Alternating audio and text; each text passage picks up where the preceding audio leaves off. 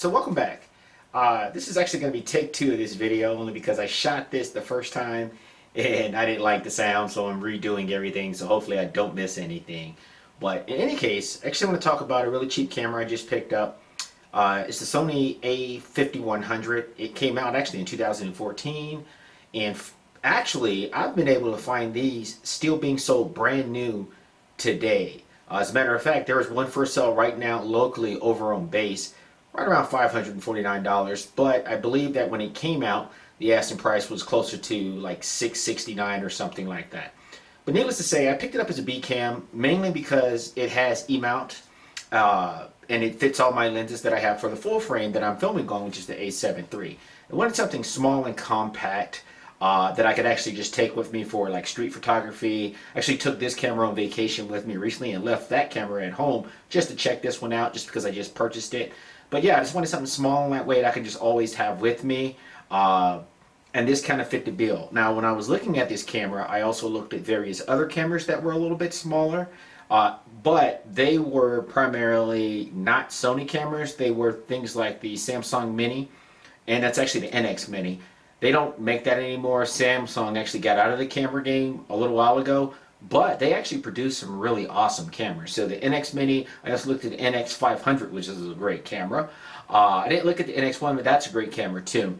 I could find those on eBay, and they were used. There were some that were actually new on Amazon, but they were way too expensive. But needless to say, I thought this was the better value for me, only because I like the idea of not having a completely different lens mount. And then on top of that, with the Samsung, I mean, you have to get an adapter, which I don't really care for adapters, if you want to use other lenses, only because Samsung only made so many lenses for those cameras.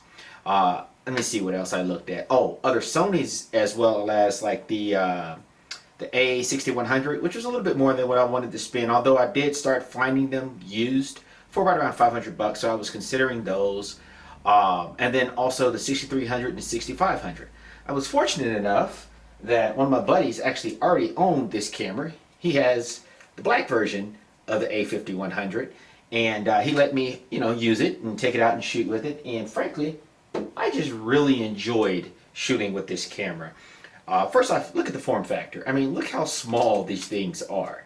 It's got the flip-up screen, if you want that, if you need it for like vlogging. I actually am going to put up some footage of this camera so you can actually see what the video does look like. And I'm also going to actually put up some photos so you can see right now what the images look like out of this camera. Now, I did edit a few of these, but for the most part, the colors and all that stuff, I try to like leave it alone because I actually like the colors that come from this particular device. If you're not familiar with Sony colors, there is a difference between certain generations. Even if you stay with the aps-c line, depending on which processor you have in there, your cameras like the A5100, the colors are going to look the same as like a newer sensor or a newer camera like the A6100 or the A64. And then I believe the A6600 actually looks even different than the 64 and the 61. But I like the ones that come out of this camera. They do look different than the A7 III, and actually when I show you the video, I try to like tweak one of the settings so it actually would kind of be close to the A7 III when I ran this camera through my Ninja Atomos. Speaking of which, if you are concerned and you do want to use this for a video, it does have some limitations. Biggest one, of course, being, and every time you hear the A5100 in video, is the overheating. You can get around the overheating, however, if you hook it to the Ninja Atomos, because all it's doing is sending the image there and it's not necessarily recording on this device. And then you can record as long as you want because there's no record limit. I mean, depending on how much space you have. And then the colors are a little bit different only because you actually record in ProRes. So from my eye, I do see a difference. You also can get the audio through the Ninja Atomos because this does not have an internal or an external mic. So you don't have a jack to connect an external mic. So you don't have an input. So therefore, if you wanted better sound because you didn't want to use the in-camera mics, then you actually could just run that through the Atomos and you can attach a mic to the Atomos. The funny thing is, I did that when I shot the first video, and the sound just still wasn't right where I needed to be. I was still trying to tweak it, so I'm going to play around with that a little bit more just to see if I can get it right where I want it to be. But other than that, it seems like it's a great camera. It's nice, small, compact. I paid $250 for it. $250, and it was really a brand new camera. Now keep in mind, the person I purchased it from, they said they used it once, and I believe that person was telling the truth. I checked the shutter count, and it had 300 shots.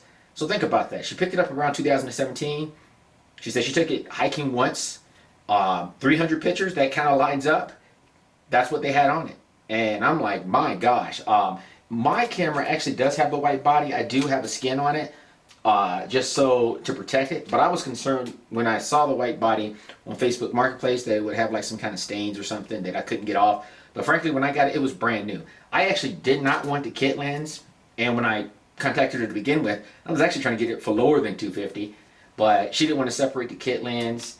You know, and I'm kind of glad I got the kit lens because the photos that I put up, they were taken with the kit lens. Now, I have taken this out with my Tamron 70-300 full frame lens, and I can tell you that this combination, first off, is really, really awesome. It's really lightweight, and because of the crop factor, that 300 actually goes all the way out to 450.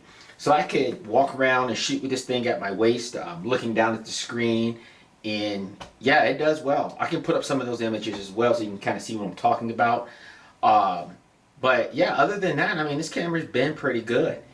Let me see. I actually purchased a handle for it, and what I'm actually going to do is make this not only the you know, just keep with me all the time type camera. This will also be my birding setup. So I've got this handle. I'm actually going to use this more like a trigger that's going to face outwards. So what I'm actually going to do is I got a viewfinder coming in that I bought used that's going to go on the back here because this screen does get washed out in bright daylight. And then I'll put the Tamron 300 on the front of it.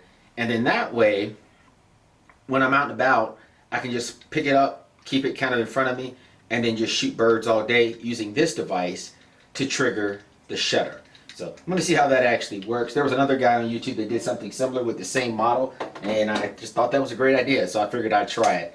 My daughter and I, we went out and we actually shot birds the other day, and we just did it handheld, just trying to figure out on the screen, and we did get some really good shots. But so far I've been happy with it. The kit lens, I've been happy with it, even though I didn't really want it. I do have an adapter on this kit lens because I had a hard time finding a hood for it. So I ordered a hood that actually came with an adapter, and yeah, so now that's kind of what I've been rocking. But other than that, I mean, I'm just using it the way that it is. Great camera, great buy. I'm just making sure I didn't leave anything out. So what I'll do now is I'm going to swap over to the other camera, or actually I'm going to swap over to the A5100 so you can see what the footage looks like coming out in 1080p and at 24 frames per second, since it doesn't do 4K. So just bear with me for one moment. Okay, so this is what the footage looks like coming directly out of the device. I actually do not have this running through the Ninja Atomos, but I do have the Ninja Atomos turned on so I could get the sound. Like I said before, you could actually record all this through the Ninja Atomos on this device if you want to. But for now, for demonstration purposes, I'm not doing that. I'm just running directly out, I'm recording inside the device directly to the SD card, just to kind of show you what this looks like as more like a baseline using the kit lens, which I believe I have set at 16 millimeters. I'm going to just double check that. Yeah, it was at 16. Yep, so it was at 16 millimeters. Overall, it does fine. The other day when I was recording this review to begin with, I did learn something, however. Autofocus settings are not the same on this camera as the A7 III. And what I mean by that is the performance. Normally when I'm shooting video on the A7 III, I'll say that I set my camera to autofocus continuous, and it does fine with tracking my face. I did the same thing with the A5100, and it was terrible. Kept losing focus. You can see right now, it's doing a pretty good job. But the other day, it was not doing that at all. It was really weird, because I think it was actually putting the box around my face. It just wasn't doing it.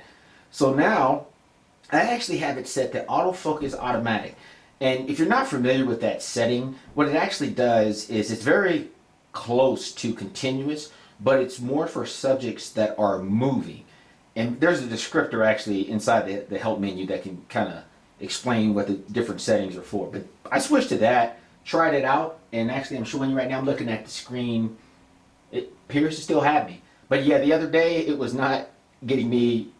I mean, it was getting me, but it just didn't look nice. Like it kept losing me for no real reason, and I wasn't moving. Well, actually, I'm moving about the same amount as I'm moving now. So just so you know, if you do decide to use this camera for video, the camera setting that I'm probably going to be using going forward, unless I find a better one, will be that autofocus auto wide area is the other setting that I'm using. So now for pictures, completely different. I go back to my autofocus continuous, and actually I stick with wide for a lot of the photography that I do. Appears to work fine. It gives you those same little green like indicators when you acquire focus that I'm actually used to on the A7 III, so it works well for me. It does have phase detect like other Sonys.